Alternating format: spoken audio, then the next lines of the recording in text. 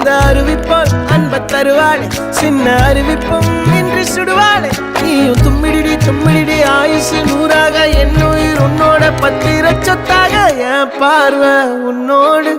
உன் பொம்மை கண்ணோடு பேசாமல் விண்ணோடு நாம் மிதந்து போவோம் காதாரா அடியாளோ நான் தாங்க